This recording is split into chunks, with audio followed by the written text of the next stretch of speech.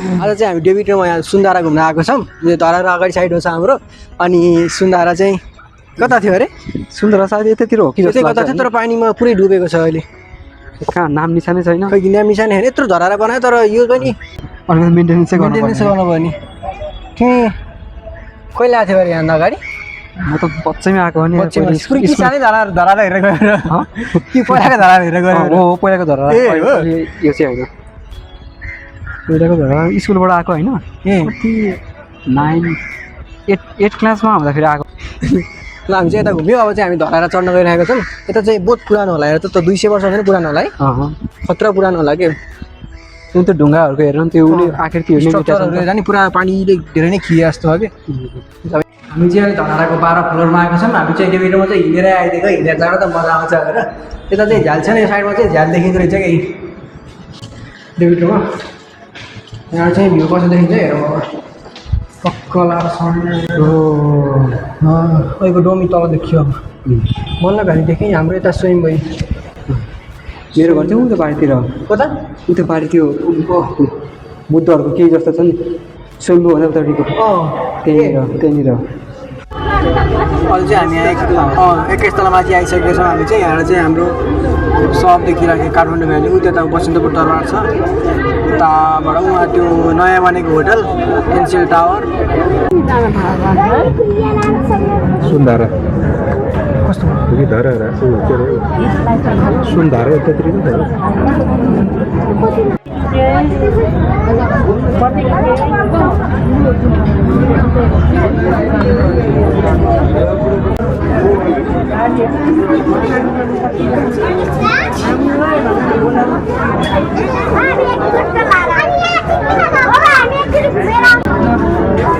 उता पानी परेको रहेछ क्या हो?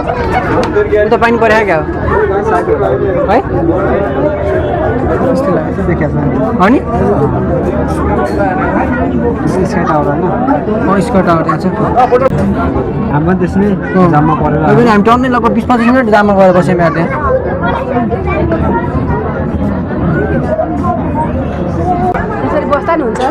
यतापट्टि खाली भएछ। माई गड, बल्ल खाली भयो यता चाहिँ। यता चाहिँ मान्छे खाली भयो। अहिले उता त टर्नै मान्छे थियो, यता चाहिँ खाली नै भयो।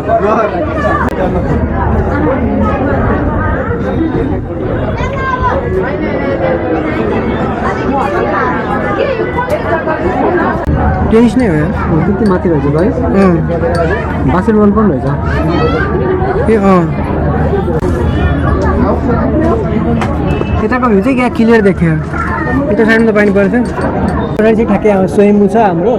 अनि स्वयम्भू उतापट्टि चाहिँ कति ठुलो पानी परिराखेको त। त्यो पानी चाहिँ यता आयो भने चाहिँ डरै भइदिन्छ। यता आयो थियो भने चाहिँ सयपछि भित्र जान्थ्यो, हामी बाहिर बसेर हेर्न जान्थ्यो।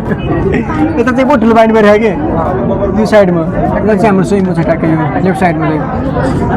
क्या क्लियर भ्यू भयो है। तर हाम्रो चाहिँ यहाँ ठ्याक्कै बसन्तपुर नजिक बसन्तपुरको व्हाइट दरबार छ है, मन्दिरहरू। यहाँ चाहिँ दरबार छ हाम्रो यहाँ स्वयम्भू।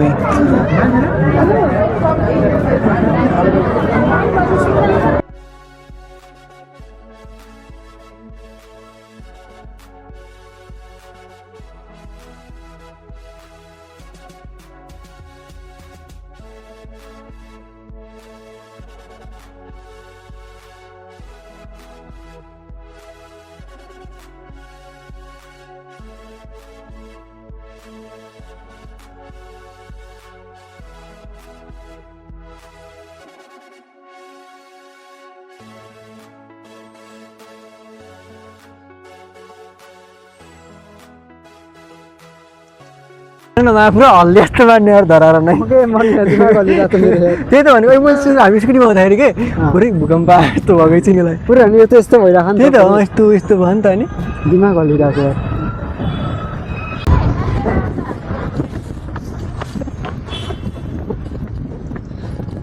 अघि जाँदाखेरि चाहिँ टर्नै माथि थियो। अहिले चाहिँ सबै माथि माथि माथि मात्रै लाइन लगाइरहेको छ नि। यहाँ चाहिँ टर्नै माथि देखियो। यो चाहिँ ठ्याक्कै बेर अगाडि चाहिँ हाम्रो पुरानो भित्केको धरारा छ। 2072 सालमा भित्केको। यो चाहिँ 2072 सालबाट धरारा भत्केपछि चाहिँ यो धरारा बनेको। यति ठुलो 21 तलाको, पहिलाको 11 तलाको अनि भित्केर 9 तलाको बनेको थियो। यो चाहिँ 21 तलाको। अब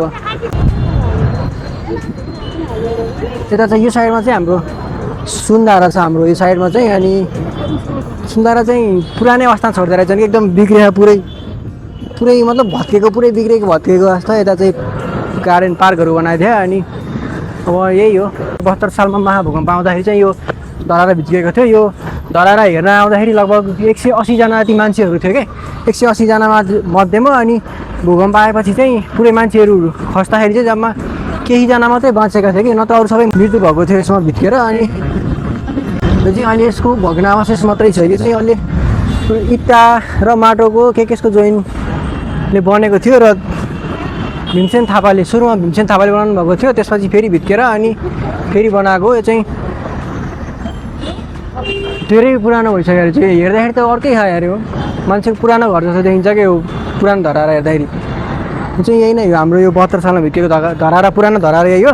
ठ्याक्कै अगाडि चाहिँ नयाँ धरारा छ। यो चाहिँ पहिला 11 तलाको थियो अनि 11 तला 2090 सालको भूकम्पमा भित्कियो फेरि। अनि त्यसपछि 9 तलाको बनाएको। सिँढीहरू त्यति सानो रहेछ नि यार त्यहाँ त।